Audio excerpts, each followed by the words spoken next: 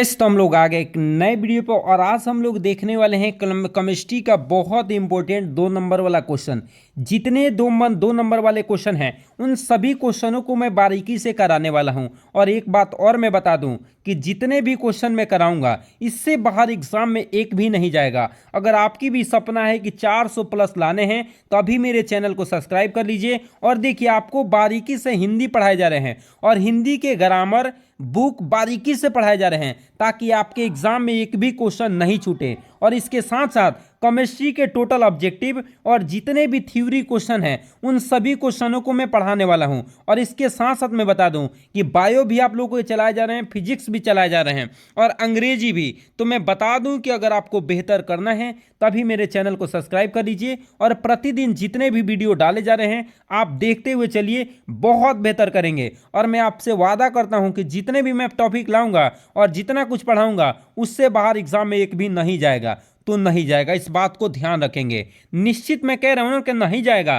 तो आप भरोसा रखिए और वीडियो को वॉच करते हुए चलिए, नहीं जाएगा तो नहीं जाएगा। चलिए तो पहला क्वेश्चन हम लोग लाए हैं, हेनरी के नियम को लिखिए कि हेनरी का नियम क्या होता है। आप लोगों ने सब लोग पढ़ा होगा कि हेनरी का नियम क्या होता है। ऐसा कोई व्यक्ति नहीं होगा जो सॉल्यूशन चैप्टर में हेनरी के नियम को नहीं पढ़ा हो। तो हेनरी का नियम क्या होता है, तो देखिए किसी अक्रियाशील गैसों की द्रव में विलीयता। देखिए किसी अक्रियाशीलता गैसों की द्रव में विलीयता मतलब जो गैस होते हैं द्रव में विलीयता होता है उसके आंशिक दाब के समानुपाती होता है। उसके आंशिक दाब क्या क्या होता है, समानुपाती। देखिए क्या लिखा है, अक्रियाशील गैसों की द्रव में विलीयता।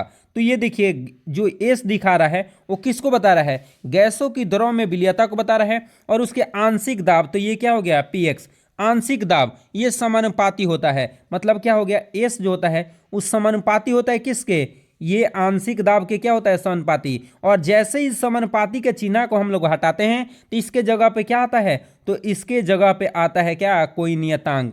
तो ये जो है के एच जो दिखा रहा है वो किसको दिखा रहा है, नियतांक को दिखा रहा है। और पी एक्स जो दिखा रहा है ये किसको दिखा रहा है, आंशिक दाब को। और जो एस दिखा रहा है वो अक्रियाशील गैसों की द्रव में विलीयता दिखा रहा है। इस बात को याद रखेंगे। और देखे होंगे आप लोगों ने कि जैसे में गैस जो होता है वो द्रव में घुलता है। कैसे, एग्जाम्पल आप लोगों ने पेप्सी देखा होगा, पेप्सी देखे हैं ना, कोका कोला। तो कोका कोला को जैसे ही हम लोग खोलते हैं तो क्या होता है, उसमें आप उसको पीजिएगा जब ठंडा रहता है तो उसकी स्वाद कुछ अलग रहती है। और जैसे ही आप लोग उसको खोल के 10 मिनट रख दीजिए उसके बाद पीजिए तो उसमें से जितना भी गैस रहेगा वो निकल जाएगा, जितना भी गैस रहेगा वो निकल जाएगा, जिसके कारण उसका शरबत के जैसा हो जाएगा। तो ये हेनरी के नियम में उदाहरण आप लोगों ने पढ़ा होगा। तो ये डायरेक्ट आपको याद रखना है कि किसी अक्रियाशील गैसों के द्रव में विलीयता उसके आंशिक दाब के क्या होती है, समानुपाती। एकदम छोटा परिभाषा है, एकदम आसानी से आप लोग को याद हो जाएगा और हमें उम्मीद भी है कि आप बहुत जल्दी इसको याद कर लेंगे। ठीक है, दूसरे क्वेश्चन पे आ जाते हैं। दूसरा क्वेश्चन देखिए क्या दे रखा है। दूसरा क्वेश्चन भी बहुत ज्यादा इंपॉर्टेंट है। दूसरा क्वेश्चन क्या है कि वाष्प दाब किसे कहते हैं, वाष्प दाब किसे कहते हैं। तो आप लोगों ने पढ़ा होगा कि द्रव के अणु द्वारा द्रव के सतह पर साम्य अवस्था में लगाए गए दाब को क्या कहते हैं, वाष्प दाब। देखिए द्रव के अणु पर जब भी कोई द्रव का अणु होता है और द्रव के सतह पर ही साम्य अवस्था में, साम्य अवस्था किसे कहते हैं कि दोनों बगल इक्वल रहे, उसको बोलते हैं हम लोग साम्य अवस्था। मतलब इधर जितना चीज रहे उतना इधर, तब इसको हम लोग किस अवस्था में बोलते हैं, साम्य अवस्था में बोलते हैं। तो याद रखिएगा कि द्रव के अणु द्वारा द्रव के सतह पर साम्य अवस्था में लगाए गए दाब को क्या कहते हैं, वाष्प दाब के नाम से हम लोग जानते हैं। और ये कई बार एग्जाम में क्वेश्चन क्या किया गया है, पूछा गया है। इस बात को ध्यान रखना है। अगला क्वेश्चन देखिए क्या है, वाष्प दाब अवनमन को परिभाषित करिए। जो वाष्प दाब अवनमन होता है उसी का परिभाषा कह रहा है। तो देखिए अउड़नशील विलय युक्त विलयन का वाष्प दाब शुद्ध विलाय के वाष्प दाब से कम होता है। आप लोग को पता है, आप लोगों ने राउल्ट का नियम तो बिल्कुल पढ़ा ही होगा, राउल्ट का नियम तो जरूर आप लोगों ने पढ़ा होगा, जिसमें बताया जाता है क्या कि अउड़नशील विलय युक्त विलियन का, देखिए अउड़नशील किसको बोलते हैं, जो उड़ने वाला नहीं रहता है। कोई बिलियन है और उसमें हम लोग विलय घोले हैं, बिलियन किसे कहते हैं? सबसे पहले आप लोग कमेंट में बताइए कि बिलियन किसे कहते हैं। देखिए जितने भी बच्चे अगर देख रहे हैं और वो बता दें कि बिलियन किसे कहते हैं तो मैं बहुत भरोसा हो जाए कि आप लोग बहुत अच्छे पढ़ रहे हैं। और दूसरा क्वेश्चन है कि विलय किसे कहते हैं, ये भी आंसर आप लोग कमेंट में बताइए। और इसके साथ साथ तीसरा है विलायक किसे कहते हैं। इन तीनों का आंसर कमेंट में आप लोग को बता के जाना है और मुझे पूरा भरोसा है और उम्मीद है कि आप लोग जरूर बता के जाएंगे। इन तीनों का आंसर आना चाहिए, बिलियन, विलय और विलायक, तीनों का आप लोग परिभाषा बता के जाइए। तो वही देखिए अउड़नशील जो उड़ने वाला विलय नहीं रहता है उसको विलय में अगर घोलते हैं तो उसका वाष्प दाब और शुद्ध विलायक के वाष्प दाब से कम होता है। देखिए जो शुद्ध विलायक होता है उसके वाष्प दाब से अउड़नशील विलयन का वाष्प दाब क्या होता है, कम होता है। तो देखिए वही लिखा है कि विलयन जो होता है तथा विलायक के वाष्प दाब में अंतर को हम लोग क्या कहते हैं, वाष्प दाब कहते हैं। इस बात को याद रखना है, ये बहुत ज़्यादा इंपॉर्टेंट क्वेश्चन है और एग्जाम में कई बार ये क्वेश्चन क्या किया गया है, पूछा गया क्वेश्चन है। अगला देखिए क्या है, ये तो मैं बता ही नहीं सकता हूं कि कई बार पूछा गया है एग्जाम में। मतलब मैं बता दूं कि 2009 से अगर पेपर उठा के देखिएगा ना तो 4-5 बार तो पक्का ये क्वेश्चन आया ही आया होगा कि फैराडे के नियम को लिखिए।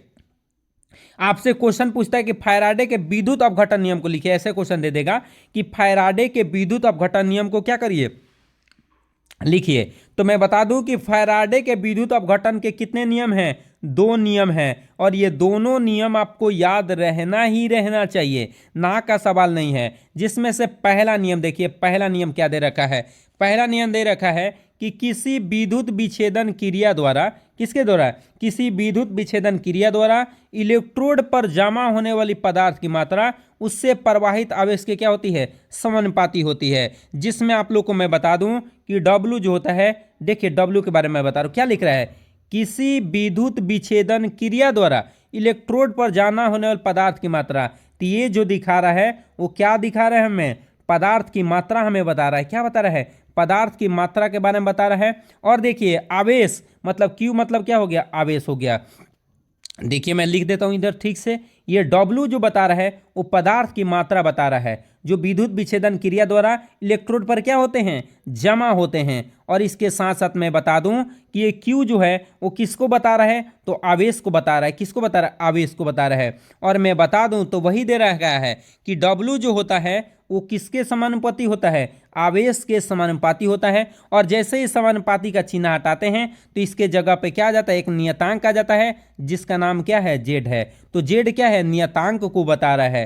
तो यही है क्या चीज, प्रथम नियम, आपको याद रख लेना है। और ये बिल्कुल रिवीजन में रखना है कि किसी विद्युत विच्छेदन क्रिया द्वारा इलेक्ट्रोड पर जमा होने वाले पदार्थ की मात्रा उससे प्रवाहित आवेश के क्या होते हैं, समानुपाती होता है। अगले क्वेश्चन आ जाते हैं। अगला क्वेश्चन देखिए क्या दे रखा है, अगला क्वेश्चन दे रखा है, दूसरा नियम क्या है कि जब विद्युत रासायनिक सेलों को श्रेणी क्रम तथा उससे समतुल्य विद्युत धारा प्रवाहित किया जाता है तब इलेक्ट्रोड पर जमा होने वाले पदार्थ की मात्रा उसमें प्रवाहित समतुल्यांक क्या होती है, बराबर होती है। तो देखिए हमने जोड़ा है कितने सेलों को, 2 सेलों को। यहाँ पे देखिए ये पदार्थ की मात्रा, ये क्या है, इलेक्ट्रोड पर ये पदार्थ की मात्रा और ये समतुल्यांक। तो इसके लिए मैं क्या इसको हटाऊंगा, जैसे समान, देखिए ये समानुपाती है ई के, तो इस समानुपाती का चिन्ह हटाएंगे तो उसके पहले क्या आएगा, नियतांक आएगा। तो मैंने सब एक पहले नंबर, ये पहला नंबर समीकरण मान लिया है और ये दूसरा नंबर। अब समीकरण 1 तथा 2 से चलेंगे तो क्या होगा, W1/W2 और K E1 और K K2। तो ये हो गया दूसरा नियम। ये दूसरा नियम भी आप लोग को हर हाल में याद रहना चाहिए। देखिए फैराडे का विद्युत अपघटन नियम ही बहुत इंपॉर्टेंट है, आप इसको इग्नोर नहीं कर सकते हैं। और ये भी एग्जाम में कई बार पूछा गया है, मैं बता ही नहीं सकता हूं कि मानक इलेक्ट्रोड विभव किसे कहते हैं। तो मानक इलेक्ट्रोड की विभव किसे कहते हैं, ये भी सुनिए क्या है कि देखिए 25 डिग्री सेल्सियस ताप तथा 1 ATM दाब पर 1 मोल सांद्रता वाले विलयन में किसी इलेक्ट्रोड के द्वारा उत्पन्न विभव को हम लोग क्या कहते हैं, मानक इलेक्ट्रोड विभव कहते हैं। आपसे क्या क्वेश्चन पूछेगा कि मानक इलेक्ट्रोड विभव किसे कहते हैं, तो आप लोग को बताना है कि 25 डिग्री सेल्सियस ताप तथा 1 ATM दाब पर 1 मोल सांद्रता वाले, कितने मोल सांद्रता वाले, 1 मोल सांद्रता वाले विलयन में किसी इलेक्ट्रोड के द्वारा उत्पन्न जितना विभव होगा। देखिए 25 डिग्री सेल्सियस ताप हो चाहे 1 ATM दाब हो, उस पर 1 मोल सांद्रता वाले विलयन में किसी इलेक्ट्रोड के द्वारा जितना विभव पैदा किया जाएगा वही क्या कहलाएगा, मानव इलेक्ट्रोड विभव कहलाता है। ये बात याद रखिएगा। अगला क्वेश्चन देखिए क्या है। अगला क्वेश्चन है मोलर चालकता किसे कहते हैं, इसकी इकाई क्या है। तो आपको याद रखना है कि किसी एक मोल विद्युत विच्छेदन विलयन में 1 मीटर की दूरी पर स्थित दो इलेक्ट्रोडों के बीच उत्पन्न चालकता को हम लोग क्या कहते हैं। देखिए किसी एक मोलर विद्युत विच्छेदीय विलयन में 1 मीटर की दूरी पर स्थित दो इलेक्ट्रोडों के बीच के उत्पन्न किए गए चालकता को हम लोग क्या कहते हैं, मोलर चालकता के नाम से हम लोग क्या करते हैं, जानते हैं। और उसकी इकाई क्या होती है, देखिए यहाँ पे लिखे हैं सीमेन मीटर स्क्वायर और मोल इनवर्स। ये बहुत ज़्यादा इंपॉर्टेंट है, आप लोग इसको क्या कर लीजिएगा, लिख लीजिएगा। देखिए जो भी बताए जा रहे हैं ये सबके सब इंपॉर्टेंट है। अगले देखिए क्या सक्रिय द्रव्यमान के नियम हम लोग पढ़ने वाले हैं जो कि कल के क्लास में होने वाला है। जो भी आप लोग को पढ़ाए जा रहे हैं ये सब के सब बहुत इंपॉर्टेंट है, एक भी फालतू का नहीं है। और हमें भरोसा और उम्मीद बहुत ज़्यादा है कि आप लोग पढ़ रहे होंगे और निश्चित बेहतर करने वाले हैं, और इतना बेहतर करने वाले हैं जितना खुद से वादा नहीं है। और भरोसा के साथ आप लोग पढ़ते रहिए। चलिए तो मिलेंगे अगले वीडियो में, आप लोग पढ़ते रहिए। जय हिंद।